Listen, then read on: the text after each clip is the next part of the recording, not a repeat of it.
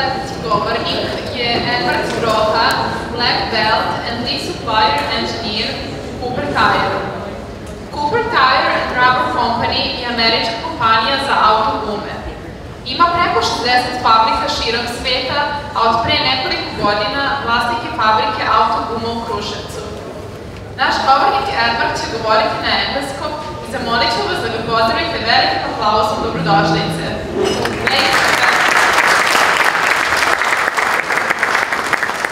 Edward Trocha, black belt and lead supplier engineer, Cooper Tire.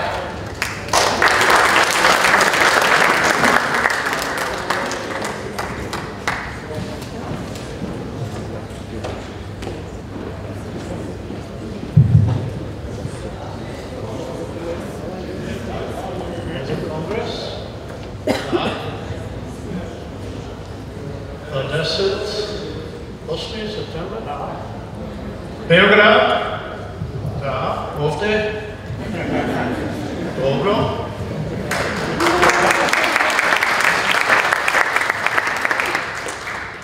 Trocha, continuous improvement leader? Da.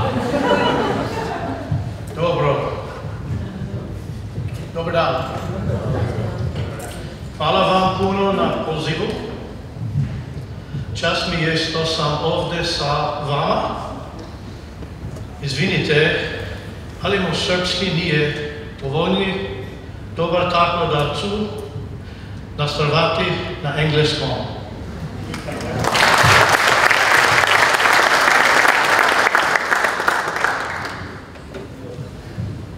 Before starting, I would like to just take a moment and recognize the previous speakers and presenters. Thank you for all the information they've shared. I hope everyone found it informational and helpful. I sure did. So, here we go. Lean Six Sigma, reflections and lessons learned. Quality over quantity. How did I come up with that title?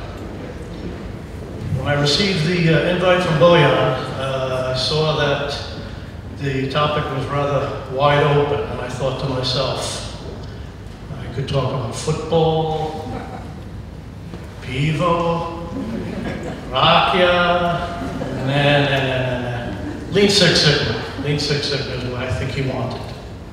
So, what does this title mean? Reflections and lessons learned, quality over quantity.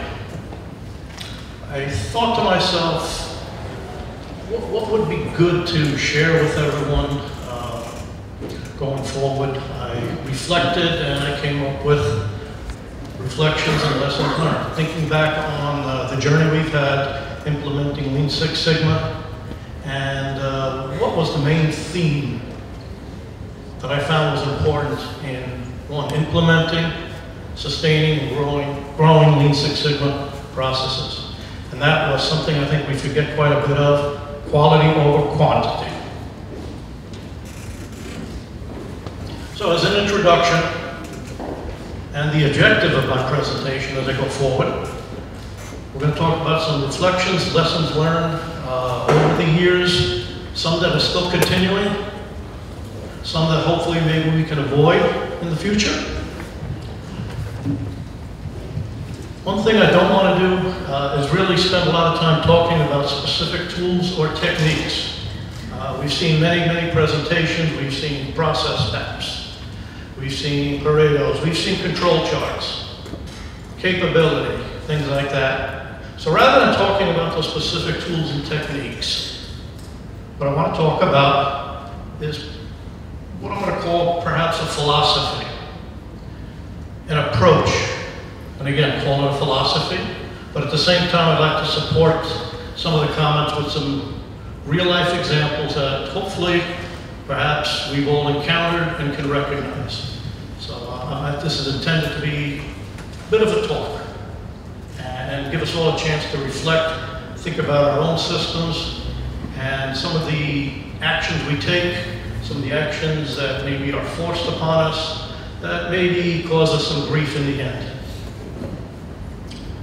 I'm going to try and cite these examples and reinforce that with some Lean Six Sigma concepts and visuals, just for some reinforcement. Maybe just to show you that I actually maybe know some of these other tools as well. And I do want to challenge us to consider about these things when implementing Lean Six Sigma. Many of us maybe have systems, Kaizen systems in place. We're implementing, perhaps they're evolving, they're growing, or we're even sustaining them. I think this applies in this world, and I think it really applies in a lot of things we do in business. And I want to take it from a very practical perspective, from a high level. We heard earlier, and I believe it was in Serbian, but I think I was able to pick it up.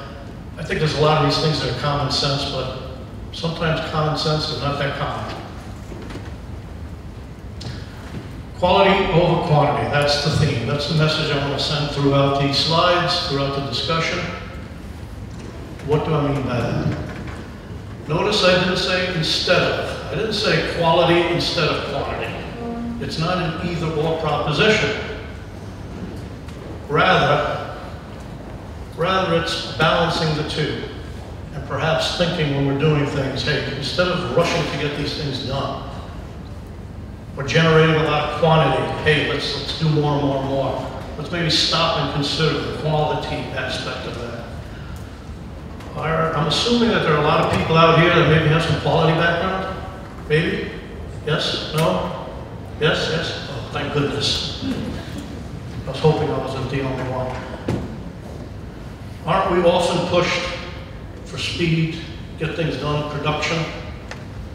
Always, always, always, always. It's a never-ending battle. Sitting in a meeting, I remember once, we had one of our lab techs in there with the production people, and he left saying, my goodness, it's you against all of them. It's quality against production.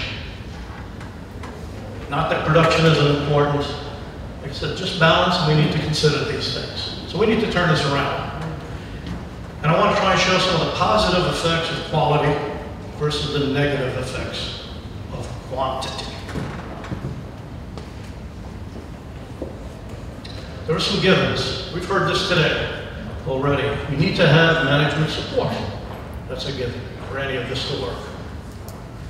Many companies begin, they continue, and they implement. Very valid, admirable, that's what we want to do. Many times, management or business conditions change. That's reality. What happens? Lean Six Sigma, Kaizen, all gets forgotten, dropped, not supported. Maybe some of us have experienced it. I've experienced this, sad face, and I've experienced the opposite. It's much more rewarding to be working in an environment where management is supporting what we're doing. And again, I think that's a given, and we all know this. And Lean Six Sigma, once we do it right, can become part of this strategy. A few more givens, if I may. Talking about Lean Six Sigma. Not everything I have found is a black belt project or a belt project. History has shown that many times projects are justified. Let me see if I get it right. No. Projects should justify using a Lean Six Sigma approach or a black or a belt. Not the other way around. We shouldn't have projects that just, oh, we better get a belt. We have belts, we better just give them projects. That just feeds into their wrong mentality. Quality of project selection, execution also reflects the quality of the system. People, employees, the production workers, upper management all look at this. They make judgments right or wrong. So what do we want to do? Leaders here in the continuous improvement world, we need to work to mitigate that and strive for success. Oops. How did that get in there? I said I wasn't going to show a Lean Six Sigma tool, but I just couldn't help it. We all should recognize that as a cause and effect or a fishbone diagram. Lean Six Sigma problems at the head of the fish. Whoops, I'm sorry. There it is. We all know the 6 M's. I spoke about a few of these. causes for problems. Haven't mentioned that yet, but poor projects, poor project selection. And I put that there with Mother Nature since it's an overriding system, our environment that we're working in, lack of management support. Weak belts, we're going to talk about that a little bit. So as we go, I kind of narrowed it down to 3 topics. Belt selection, I want to try and give some examples with training and pit tests. We all have had a lot of experience with pit tests. I've seen that it's fundamental in a lot of the Kaizens we're doing, building our systems, and there are things to be aware of. So, first and foremost, pick good people. Quality. I'm going to get to the quantity portion very shortly. Quality belts, not the quantity, are the foundation. It's like building a house. I think we can relate to that. Not everyone is cut out to be a belt. I'm going to guess that many times we're forced to put people into jobs that perhaps they don't want, or perhaps aren't ready for. Not everyone's cut out to be a belt. I think hopefully we all recognize that. Some people don't have a personality, maybe they don't like the statistics, math scared them in elementary school, whatever. What happens? It shows in their work. We get what we pay for. You can't expect a mechanic to go in and be forced to become a surgeon. I don't think we're going to be too happy with the results, especially if you have patient sitting there. Am I right? So, let's minimize the variation from outlier belts. There's a topic, variation reduction. Six Sigma is all about, right? We want to reduce variation. So if we have a consistent group of belts, the quality that they're producing, and we have some belts that are a little bit weak, perhaps don't belong, perhaps they show up as a head of control point on a control chart.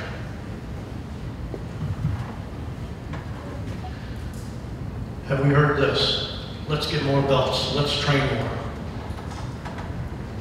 That's the quantity portion. What is wrong with this? We end up with quantity, not quality. So again, belt selection is important. Let's consider more often than not quality in what we do, rather than just getting to the end. We're dumping more and more on. Not that that's not important. It's just as I said earlier on, quality over quantity. Other C's. Now I'm going to acknowledge advice that my black belts gave me when we were selecting. And I am learning this, and I'm trying to follow this very, very strictly as we're growing up with our black belt program. Our belts advance and become leaders, move into other jobs. We want to fill them with other trainees, and I think they caught on to this very early. Let's make sure we pick people that want to be in this, not forced to be in this, because if they want to be in it, they're going to do a good job. Don't compromise the quality of the group, especially if we've got a good thing going. It hurts the operation and the department. It's bad for what? We're all talking about change management, changing the culture. What do we expect our leaders, our black belts, and the folks that are driving our programs to do? Get out there and engage the workforce. Talk with them. Show them things. And if we have weak belts that perhaps aren't as enthused and don't have a passion for what they're doing in the black belt world, how can we expect them to go out there and talk to somebody and relate to them and get them to do the same thing? It does reflect on the organization and perception and results. People will look at it. How often have we heard, oh, that's all they do? Well, unfortunately, many times all they see is the bad, not the good. So again, you're going to hear me say this over and over again. Let's try and consider quality over quantity.